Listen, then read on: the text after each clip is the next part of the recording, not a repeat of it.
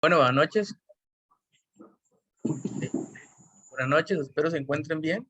Soy Olger David Urtecho, miembro de la Asociación de Estudiantes de Derecho de la sede de Guanacaste. Antes de presentar al profesor Rodrigo, vamos a explicarles un poco las medidas de protocolo. Se les solicita que por favor tengan sus micrófonos silenciados por respeto a las demás personas. En caso de tener alguna pregunta, por favor hacerla por medio del chat de la plataforma, para que ésta pueda ser comunicada a la persona expositora una vez que concluya la participación. Bueno, hoy nos acompaña el máster Rodrigo Campos Esquivel. Su formación académica es licenciado en Derecho y Notario Público en la Universidad de Costa Rica. Es máster en Derecho de Trabajo y Seguridad Social en la Universidad Estatal a Distancia, donde obtuvo una graduación de honor.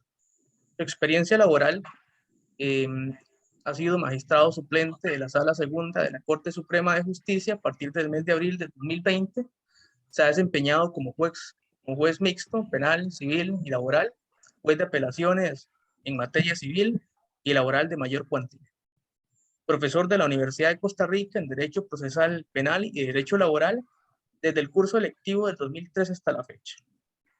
Profesor catedrático de la Universidad de San José, coordinador de la Escuela Judicial para el Primer Circuito Judicial de Guanacaste y actualmente es juez del Tribunal de Apelación Civil y Laboral de Guanacaste. Su ponencia de hoy se titula ¿Cómo plantear una teoría del caso? Y le damos la bienvenida al profesor Rodrigo Campos y muchas gracias por acompañarnos el día de hoy. Muchísimas gracias, Olger. Buenas noches a todas las personas que se interesaron por esta charla. Bueno, la idea es un poco de... las charlas anteriores han sido mucho de derecho de fondo. La idea es ya como empezar a incursionar en temas más prácticos. ¿Y qué más práctico que este tema, verdad? ¿Cómo plantear una teoría del caso? Esto, de hecho, es lo que diferencia claramente lo que es una labor mínima por parte del abogado a lo que es improvisación. Ahí les voy a dar algunos casos de situaciones que se dan en la práctica por descuido de los abogados. Y vamos a definir primero algunos, o delimitar el tema.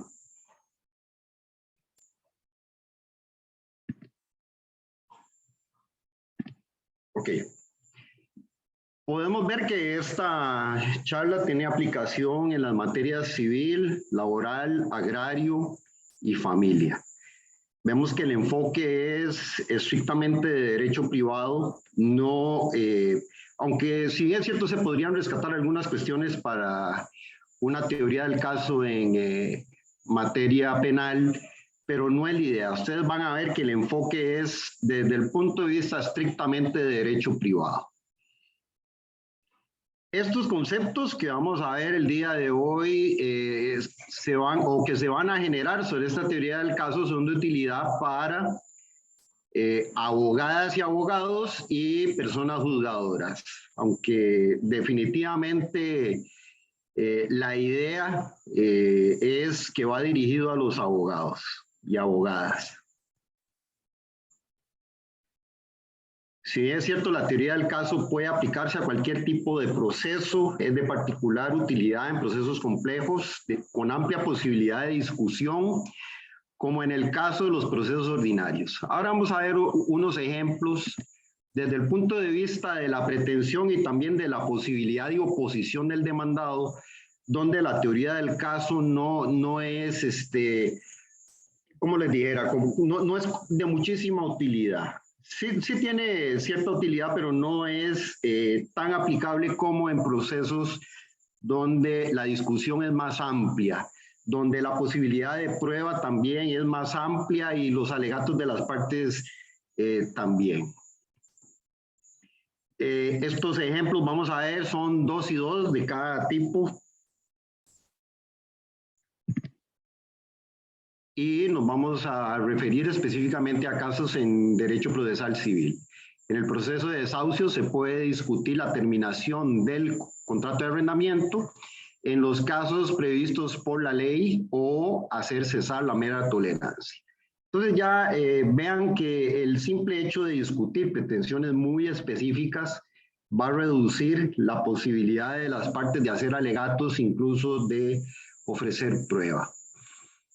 Esto, bueno, no implica que del todo no pueda haber una teoría del caso, pero va a ser mucho más puntual que en otros casos.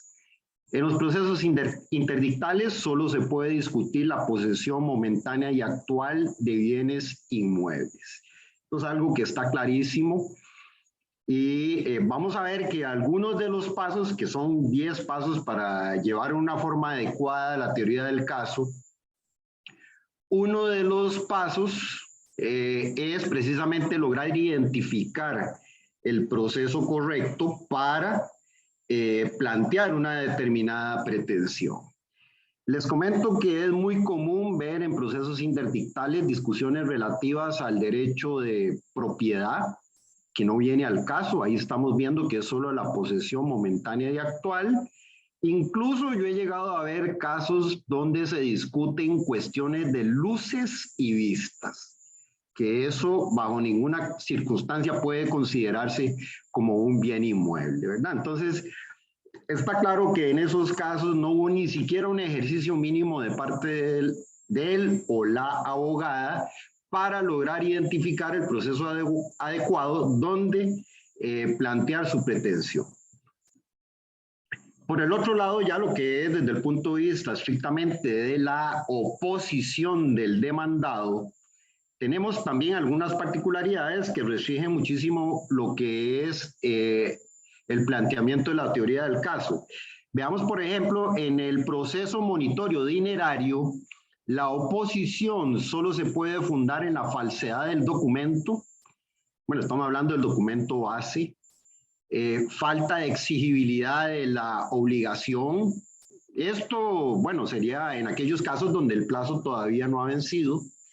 Pago comprobado por escrito o prescripción. Entonces, la parte que es demandada en un proceso monitorio dinerario únicamente puede plantear como oposición válida estas 4 opciones.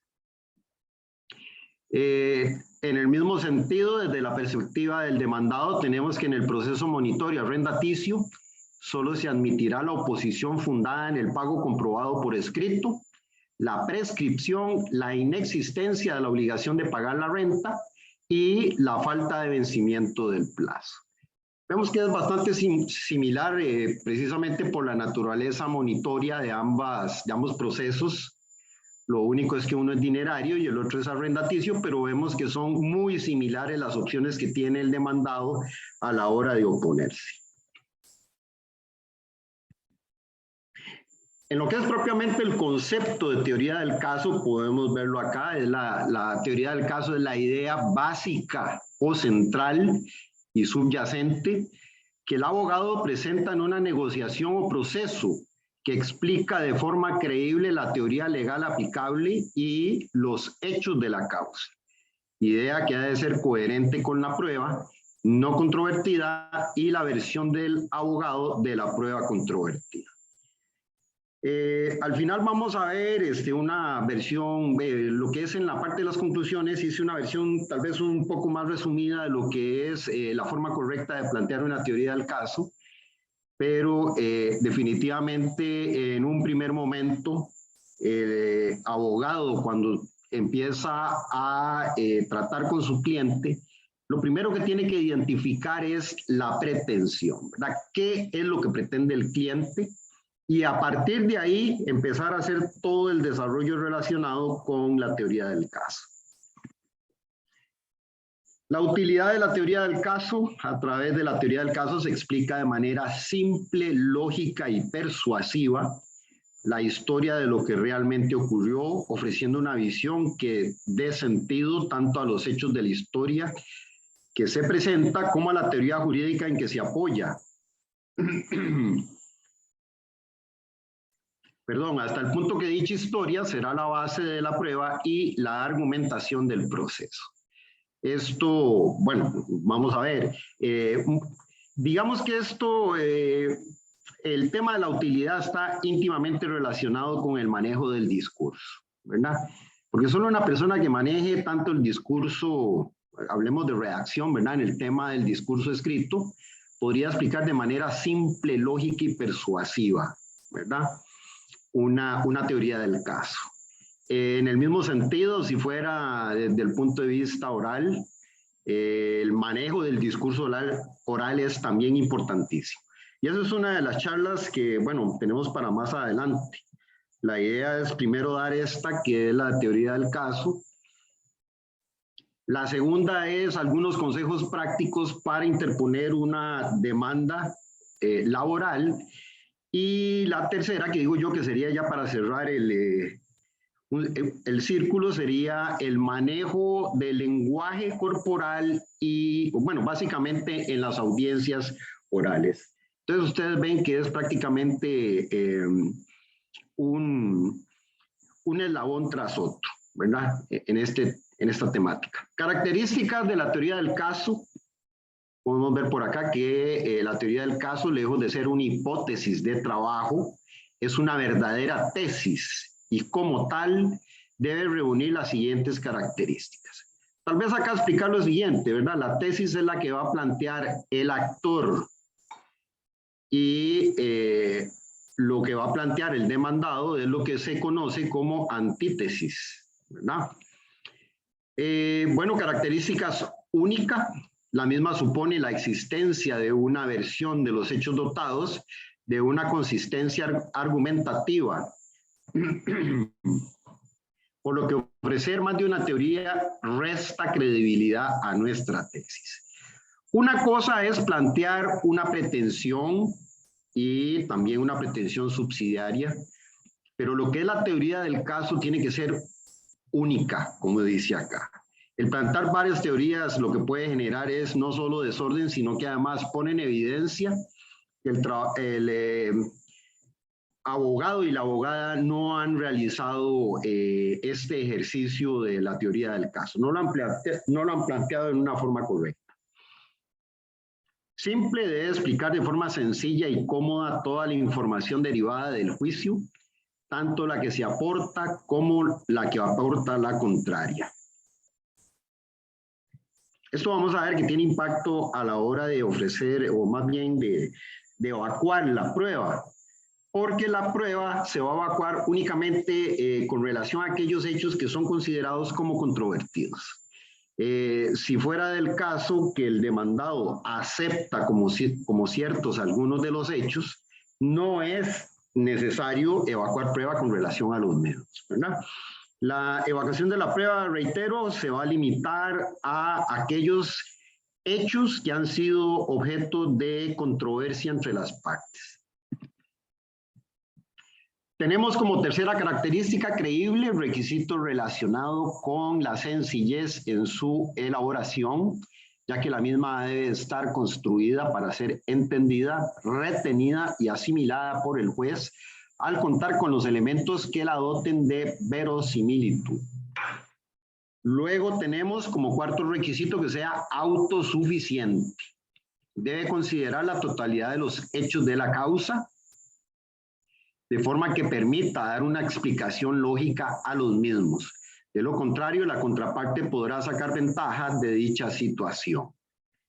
Esto significa que tiene que ser autosuficiente, no hay que acudir a otros elementos de juicio para poder complementar esa teoría del caso. Tiene que valerse por sí misma. Vamos con lo que es ya propiamente la formulación, que eran los 10 pasos que les decía anteriormente que hay que seguir. En la formulación de la teoría del caso se debe tomar en cuenta necesariamente los siguientes elementos que se enunciará y explicará. Teoría jurídica, figura legal que se intentará acreditar para argumentar nuestra defensa o demanda, facilita la elaboración de la teoría del caso. Les voy a poner un ejemplo de lo que no tiene que hacerse, ¿verdad? O más bien de lo que faltó hacer en un caso. Hace 20 años tuve un proceso laboral donde el abogado que por cierto, él, a quien asesoraba era la parte demandada, alegaba que su representado en su condición de gerente de un negocio comercial no tenía por qué responder en forma alguna en favor del actor. Bueno, los que ya han llevado el curso de Derecho Laboral, y les adelanto a los que estén por llevarlo, hay una figura que está regulada en el artículo 5 del Código de Trabajo, que es el del representante patronal. Y tiene la condición del representante patronal, entre otras personas, porque son varios tipos de sujetos los que podrían tener esa condición, los gerentes.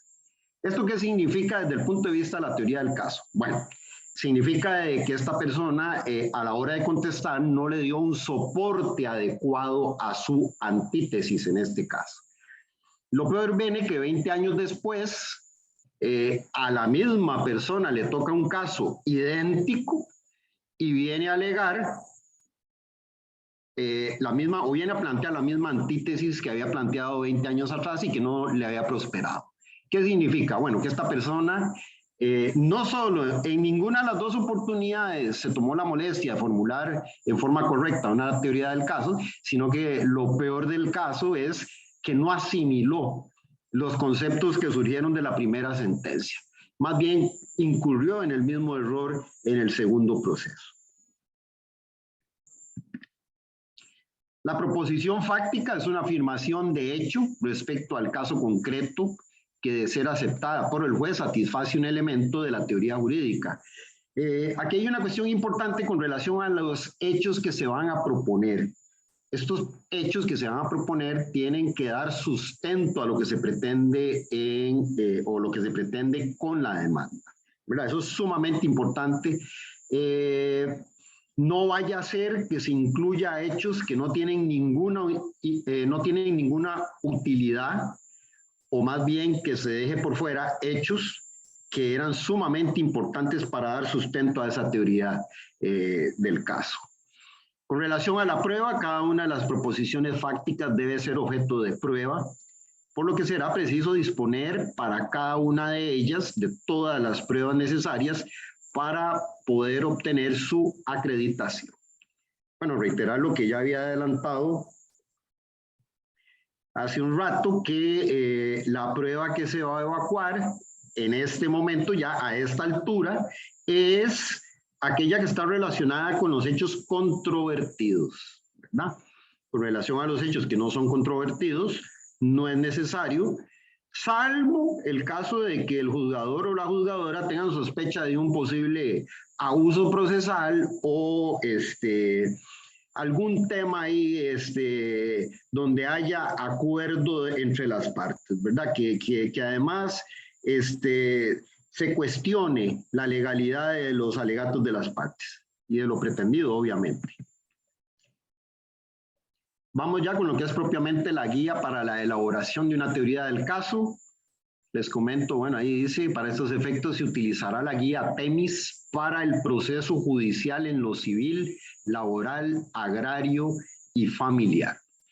Esta guía facilita la elaboración de las líneas argumentativas para un primer acercamiento a un caso, lo cual hace en 10 pasos, los que a continuación se enuncia y describe brevemente. Esto, bueno, dependiendo del caso, y era lo que les decía al inicio, podría ser que en un caso particularmente complejo, plantear una teoría del caso sí sea muy laborioso, pero en casos más sencillos, como los que yo les planteaba posteriormente, incluso en una plana podrían plantearse estos 10 pasos que vamos a ver a continuación. Primero, bueno, era lo que les decía anteriormente, hay que identificar la pretensión. Ese es el punto de partida para la formulación de una teoría del caso. Como punto de partida para la elaboración de una teoría del caso se debe identificar la pretensión de la parte actora a la cual se debe encontrar una respuesta. Eso de la respuesta, bueno, vamos a verlo, precisamente está enlazado con el supuesto segundo, que es identificar el fundamento legal en la cual se puede basar la pretensión, ¿verdad? ¿De qué nos sirve plantear una pretensión si no hay un sustento legal para que el juez o la jueza nos dé la razón al momento de dictar sentencia?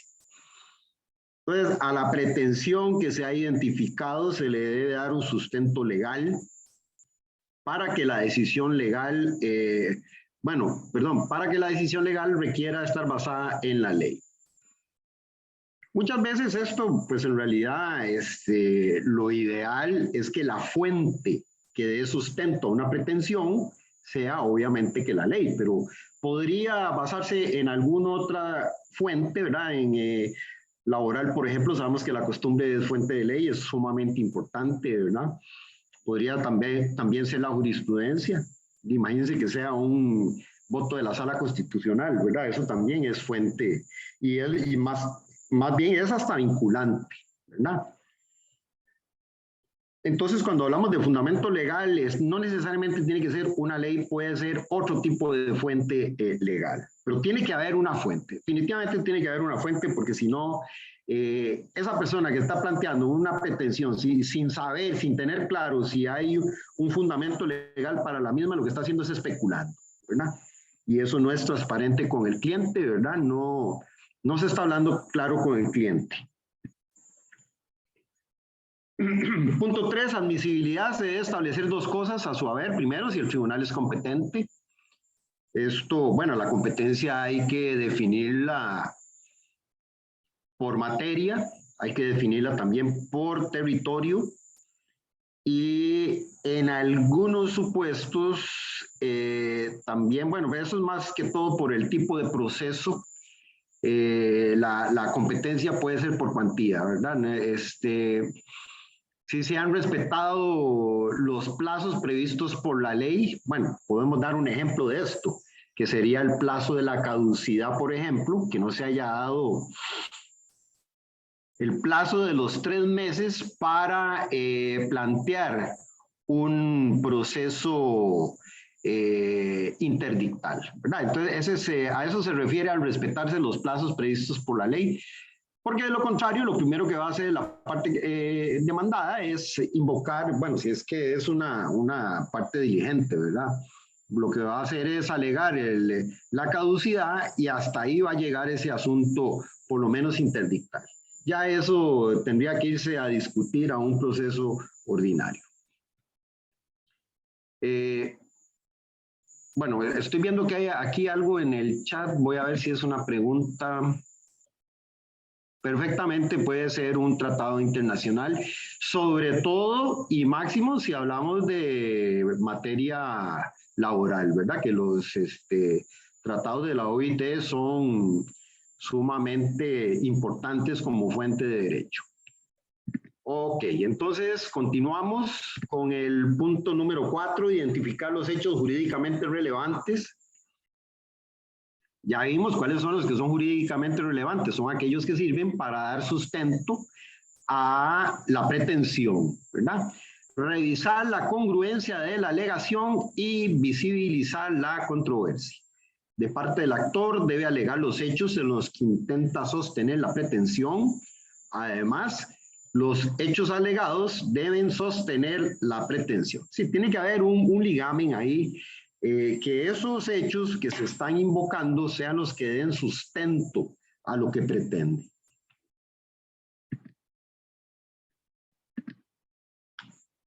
De parte del demandado se debe referir a los hechos controvertidos, que son los que requieren de prueba, ¿verdad?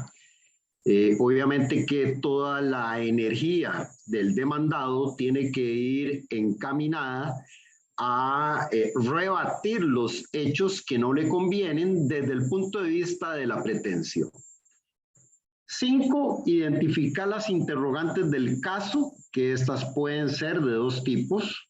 Interrogantes de índole fáctica probatoria del caso, si X o Y hecho han sido debidamente acreditados, y obviamente que si la respuesta es negativa, ni siquiera es necesario pasar a al segundo cuestionamiento, interrogantes de índole meramente jurídico del caso. ¿Para qué vamos a analizar la parte jurídica si ni siquiera pasamos de la parte fáctica probatoria? Obviamente que una depende muchísimo de la primera. La segunda depende muchísimo de la primera.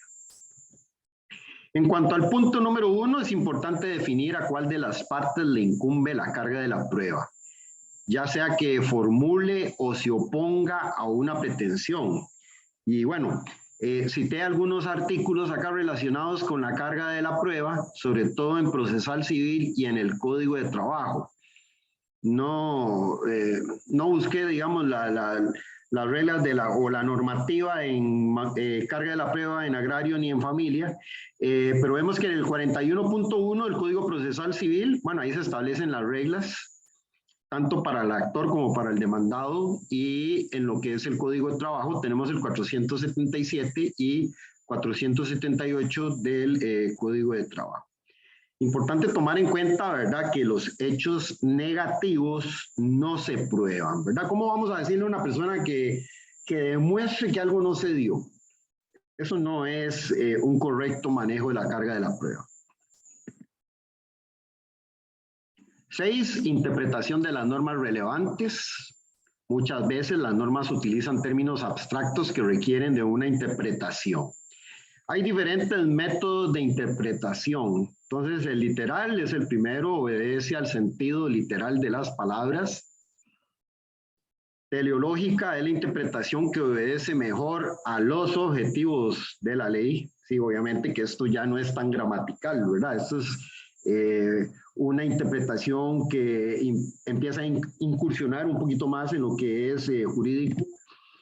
La que es histórica obedece a la intención del legislador en un determinado momento histórico. Y por último tenemos la sistemática, que es la que resulta del contexto legal en el que se encuentra la norma. Bueno, esto es la que obedece a una interpretación integral, ¿verdad? No solo el cuerpo normativo, sino de los restantes cuerpos normativos.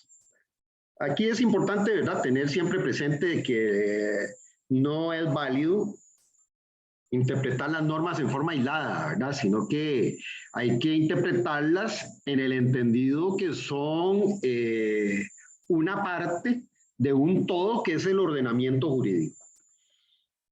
Como punto 7 tenemos emitir prevenciones. Consiste en emitir prevenciones sobre las alegaciones faltantes respectivas a ciertos hechos para llegar a conclusiones propuestas por las partes.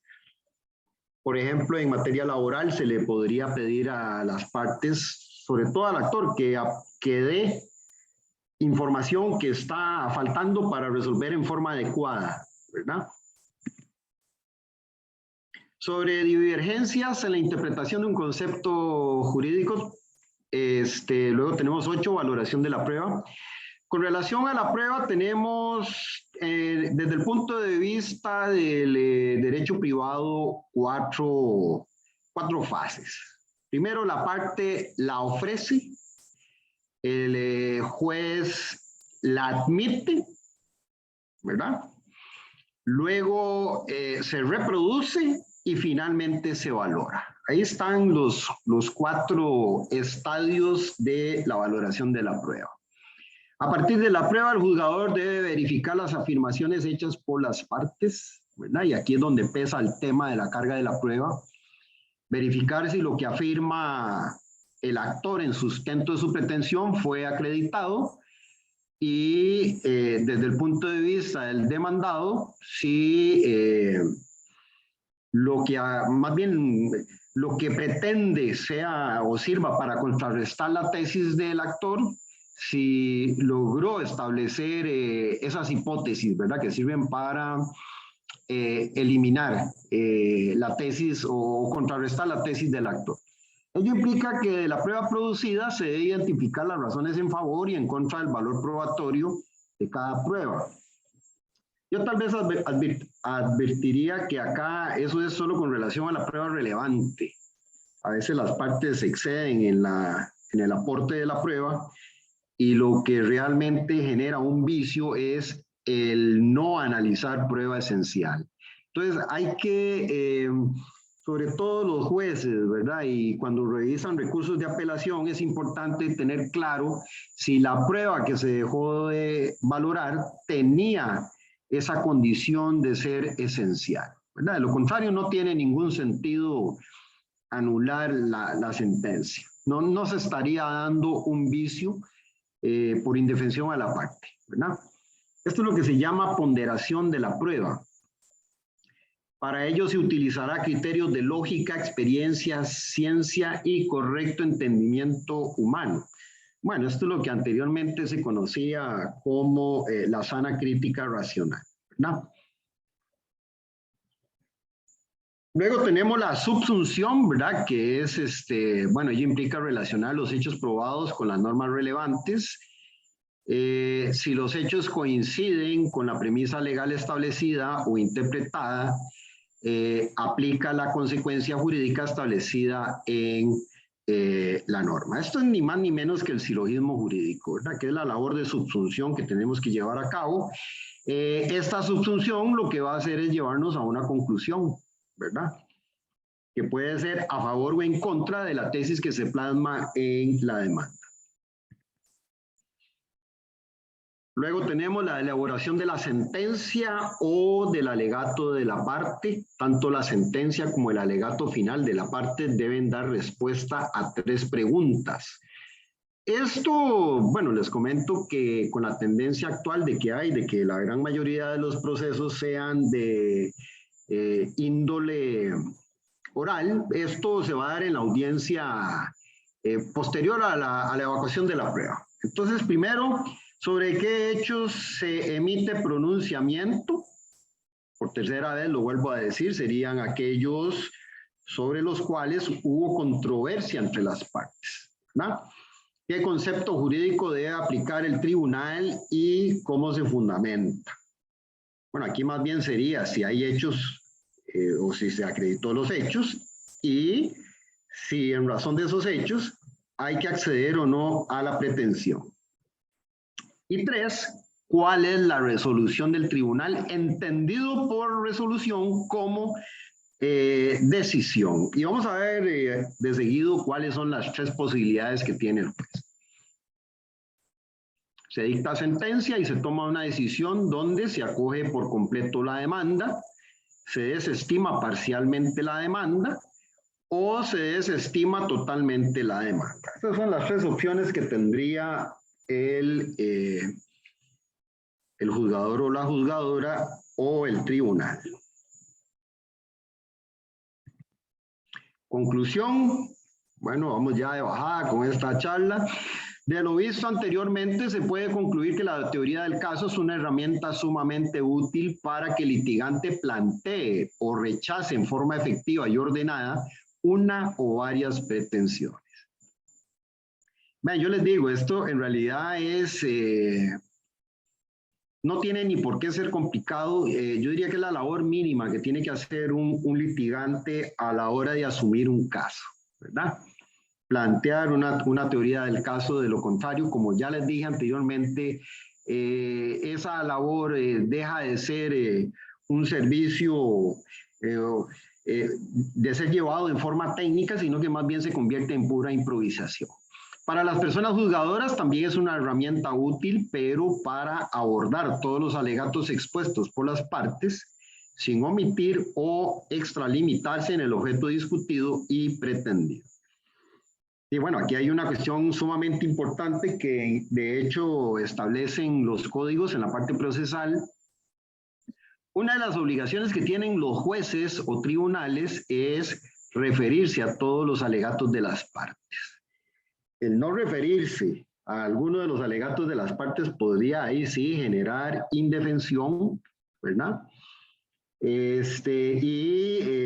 Bueno, el remedio para eso es la nulidad de la sentencia. A fin de simplificar todo lo dicho anteriormente, se recomienda en un primer acercamiento con el cliente hacer lo siguiente. Entonces, esto es lo que yo les decía, que ya es un resumen de todo lo que vimos anteriormente y que es lo mínimo que debería hacer una abogada o un abogado cuando tiene un primer contacto con un cliente. Primero, identificar cuál es la pretensión, ¿verdad? 2, verificar si dicha pretensión cuenta con sustento legal. 3, constatar si se cuenta con apoyo probatorio que dé sustento a la pretensión. 4, identificar el proceso correcto para ventilar dicha pretensión, así como el tribunal competente. 5, hablar, yo agregaría acá, o expresarse con claridad y honestidad con el cliente a fin de no crear falsas expectativas. Desde la perspectiva del demandado, es importante verificar la prueba con la que se cuenta, a fin de acreditar los hechos impeditivos, modificativos o extintivos del derecho del actor. Realizado este ejercicio, se debe valorar cuál es la estrategia a seguir. Primero, contestar en forma negativa. 2, contestar en forma negativa y contrademandar. 3, si se acepta total o parcialmente los hechos, o bien allanarse total o parcialmente a la pretensión.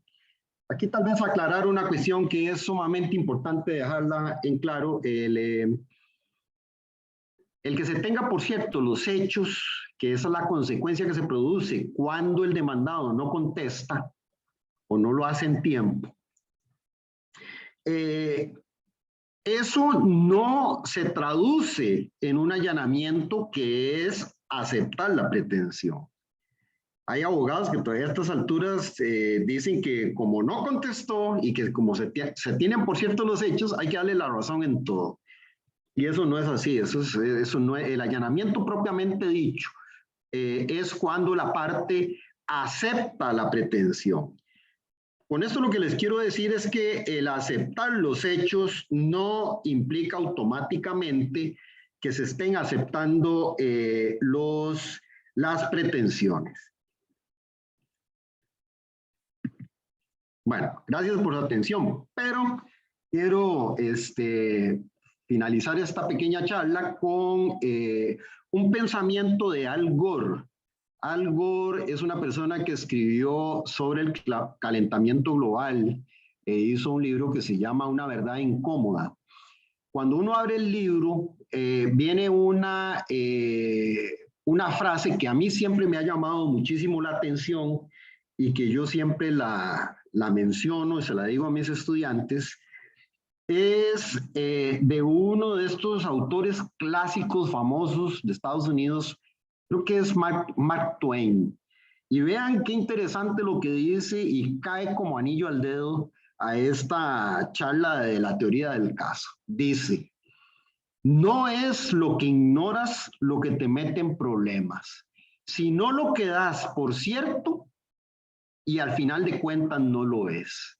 O sea, no puede haber nada peor que creer uno que tiene la razón y estar equivocado.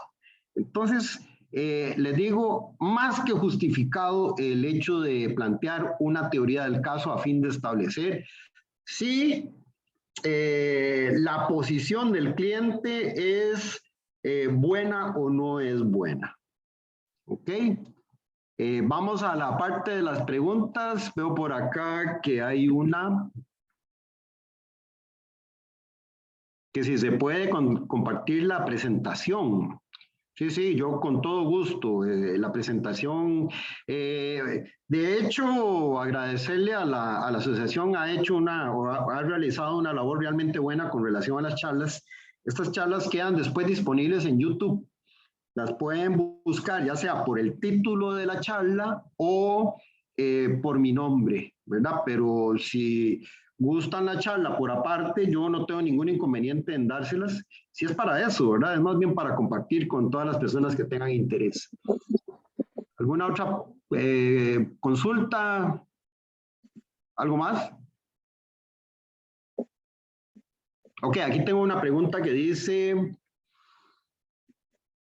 ¿qué tanto puede dejar el juez sin valorar argumentos o pruebas de las partes? Muchas veces los jueces no se pronuncian sobre cada alegato, sino sobre algunos en particular. Sería falta de fundamentación de la sentencia. Vamos a ver. Un momentito, Brandon, creo que es el que está haciendo la pregunta. Saludos, Brandon. Vean, Brandon, ahí tiene que ver con dos cosas. Primero que todo, que el alegato esté íntimamente relacionado con lo que se está discutiendo, ¿verdad? Porque si se realizan alegatos periféricos o completamente desviados del punto en discusión, y si el juez o a la jueza se le fue a analizarlo, para mí eso no está produciendo indefensión, ¿verdad? La indefensión, desde mi punto de vista, se da en aquellos casos donde la parte quedó en una situación precaria, ¿verdad? Sin que eso se justificara, o sea, no había justificación para que esa parte se viera menoscabada en su posición, en el ejercicio de su derecho de defensa. Pero si, por ejemplo, lo que se dejó de analizar es un alegato que no viene al caso con relación a la pretensión y a los hechos discutidos, ahí no veo por qué haya que anular esa sentencia por falta de fundamentación. Y el mismo razonamiento con relación a la prueba, ¿verdad? La prueba tiene que ser esencial. Puede hacer que se haya dejado de valorar pruebas, sí, pero que analizando esa prueba en uno o en otro sentido, ya sea a favor del actor o a favor del demandado, no va a cambiar absolutamente en lo más mínimo la decisión que se tomó. Entonces, si es esa, el supuesto no es prueba esencial y obviamente que si no se analizó, eso no genera ningún tipo de defecto por falta de fundamentación. No sé si queda evacuada la duda. Bueno, ¿alguna otra pregunta? Ok, perfecto. Brandon, saludos. ¿Alguien más que tenga alguna otra duda con relación a este tema? Bueno, muchísimas gracias por el interés mostrado y como es mi costumbre, invitarlos, Dios mediante, para la próxima, que sería sobre consejos prácticos para la formulación de una demanda en materia laboral, ¿verdad? La idea es estas charlas darlas una vez al mes y bueno, Dios mediante, nos vemos entonces en esa ocasión. No sé si hay algo más, si no, daríamos por concluida la actividad. Y perdón, estoy viendo acá que me piden que compartan la presentación a un correo. Ok, vamos a ver. Voy a hacer una captura de imagen para que no se me vaya.